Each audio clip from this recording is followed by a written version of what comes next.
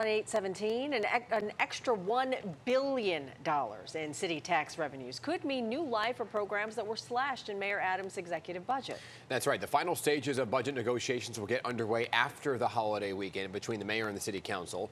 Joining us this morning is the city's budget director, Jacques Jiha, to explain what this new revenue could mean for programs that are in jeopardy of being cut. So good morning to you. Thank you for being here this morning.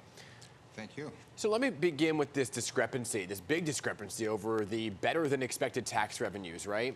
$3.3 billion was uncovered. Now the city council is saying, well, there's this extra $1 billion. We had city council member Justin Brennan here yesterday saying, well, your office and the mayor's office doesn't really accept that there is this extra $1 billion. Do you? We all wish there is more revenues so that we could invest more in New Yorkers. But at this point in time, there is no reason for me to believe, based on the information, the data that we're seeing, that there is an additional $1 billion in revenue. We are working with the City Council as we move toward adoption, to adapt the city's budget. We're trying to get an on-time budget. We have agreements on a number of fronts. And as we prioritize those initiatives that we have agreement on, we will find the resources necessary to fund those critical projects. Now, your office actually said the additional funds are due to a strong fiscal management. As Dan mentioned, Finance Chair Justin Brennan was on the show yesterday. Let's listen to what he said about how these newfound funds were found. In order to have a real serious negotiation, we have to at least be agreeing on how much money is there. So when we sit down at the table, we have to all be operating on the same set of facts. And the council just put out a new forecast that again shows what everyone else has been showing, except for the mayor's side, that the money is there. So we sit down and say, look, here's where the money is. The resources are available. We know we're all looking at, it's not like we're looking at different sets of numbers, right? We're looking at the same tax receipts that the mayor's people are. What do you think about what he had to say? Again, as I said, we all wish there is additional revenues because we all want to invest more in New Yorkers.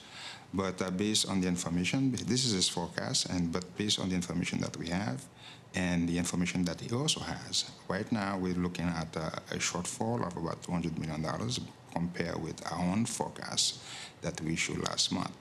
Hopefully, this is just an anomaly. This is just a one-month fluke because we have a significant increase in refunds that were issued by the state of New York. Hopefully, that's all it is, and we'll come back on track again. But at this point in time, we cannot update our forecast by $1 billion because we can't get that to that $1 billion. But again, our goal is to work with the council. We have an agreement on a number of joint priorities, and as we move forward, we will try to identify the resources that are needed to basically fund those critical priorities. I guess the question here is, how is there such a discrepancy for a New Yorker who pays taxes, right? How is one part of city government saying there's an additional $1 billion and another part of city government saying, no, there's not? It's not a few pennies here. Yeah, this is a forecast. Again, as you can imagine, different forecasters will have different views based on the actual information that they have at their disposal. But at this moment in time, based on the information that we have, we cannot get to that $1 billion. This is their forecast, and this is our forecast. There's always discrepancy between forecasts, but this is their view of the world, and this is our view of the world. Again, our goal is not to get caught into a debate over which forecast is right, which forecast is wrong. We have a lot of agreement as we discuss, as we negotiate the budget. We have agreement on a number of issues, a number of initiatives. Our goal is to identify the resources that will be needed to fund those initiatives. You talked about prioritizing programs. How are you going to decide which programs are going to be restored? Well, we are working with the City Council, and they have certain key priorities from their perspective, things that they believe should be funded. And we also have things that we believe should also be funded. So as part of the negotiation, we will come to an agreement on the shared priorities. And as I said, as we identify those resources, and if there are more resources available, we are more than happy to recognize those resources. And so we could basically try to begin to restore a lot of the initiatives that are very critical for New Yorkers. Let's break some of those down, because parents were rallying on the steps of City Hall yesterday, demanding more funding for libraries. So let's start with the libraries first and foremost, right? As you look at it right now, will the library funding be restored? As you look at it, it's a top priority for so many, so that you don't have to cut service on the weekends. Our goal is basically to work with the council, again, as I said, to look at those critical priorities, and library is one of them. And as we move closer to adoption, we'll make a decision one way or another on how much of the library need to be funded. And but hopefully we'll identify the resources that needed and to restore the costs to the libraries. Yeah, what about early childhood, especially pre-K and 3K?